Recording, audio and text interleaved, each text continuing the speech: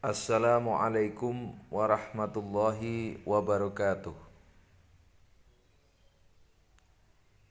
Salam hormat kepada sahabat-sahabatku semua yang ada di seluruh tanah air, dari Sabang sampai Merauke.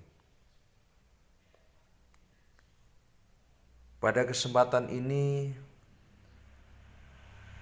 saya ingin menyampaikan beberapa hal terkait diskusi-diskusi yang bersifat ilmiah, dialektika pemikiran yang sedang berkembang secara liar, yang itu sebenarnya wujud kemerdekaan di dalam tata kehidupan berbangsa dan bernegara di era kepemimpinan Presiden Jokowi ini.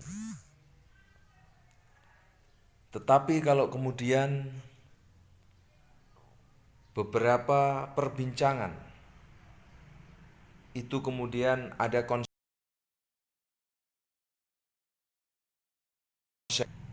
serta berbagai penertiban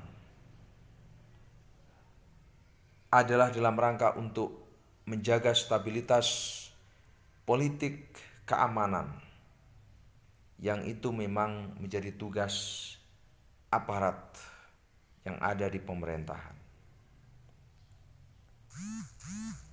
Orang yang ditangkap juga belum tentu dia salah, karena akan dibuktikan di pengadilan.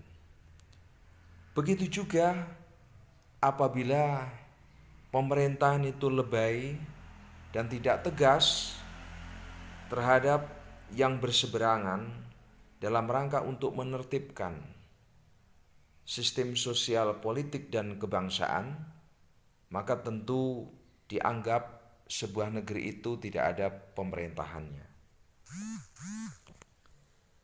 Maka menurut saya, kalau hari ini ada diskusi-diskusi terkait misalkan tentang pemberhentian presiden yang sebelumnya juga diawali terkait dugaan-dugaan tentang apa dibalik Omnibus Law, kemudian apa dibalik tenaga kerja asing yang datang di Morowali dan Halmahera misalkan, atau juga berbagai isu-isu yang lain menyangkut keadilan, kesetaraan di dalam membangun kesejahteraan masyarakat. Belum lagi kita bicara tentang bagaimana perubahan-perubahan sosial politik yang ada di pedesaan, dengan undang-undang desa dan juga penguatan masyarakat sipil di berbagai lintas kehidupan berbangsa dan bernegara. Kita bersyukur kepada Tuhan yang Maha Kuasa.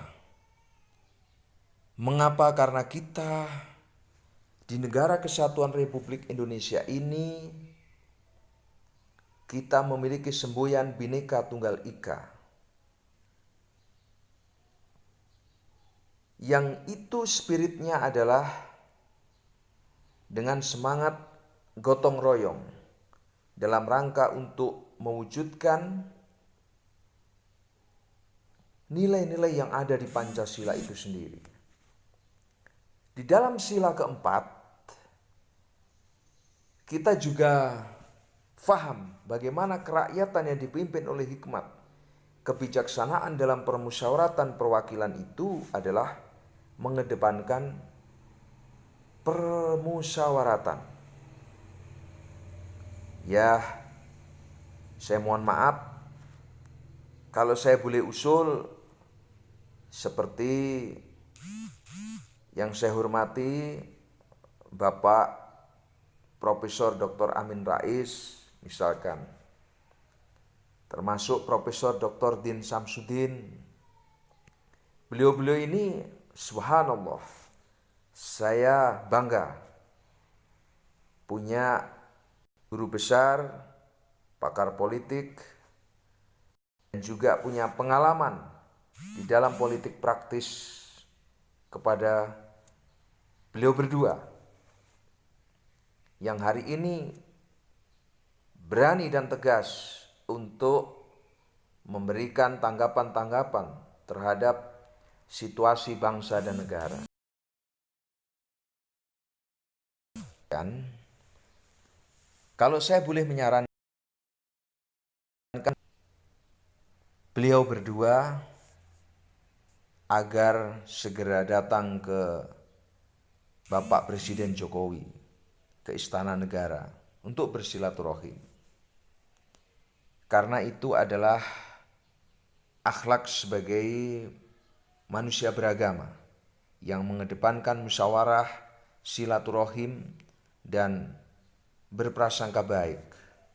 Meskipun kemudian kita mungkin juga memiliki beberapa referensi ilmiah dan fakta-fakta yang kita miliki di lapangan terkait dugaan-dugaan yang bersifat negatif. Demikian juga dengan segala hormat saya menyampaikan usul kepada Bapak Presiden RI Joko Widodo juga untuk lapang hati menerima kehadiran Profesor Dr. Amin Rais dan Profesor Dr. Din Samsudin untuk musyawarah bersama. Karena saya secara pribadi tidak rela negeri ini terpecah belah, negeri ini kemudian tidak bersatu, dan justru yang populer di mata dunia internasional adalah perpecahan sesama warga bangsa, polemik yang tidak berkesudahan. Saya rindu kapan Bapak Presiden Jokowi memberikan pidato politik kebangsaan terkait isu-isu yang berkembang di masyarakat. Karena Bung Karno pun menyukai sikap yang seperti itu. Ketika ada problem di masyarakat, ketika ada protes masyarakat yang itu bisa menimbulkan disintegrasi nasional, maka Bung Karno pun menjelaskan kepada masyarakat. Saya harap Bapak Presiden Haji Joko Widodo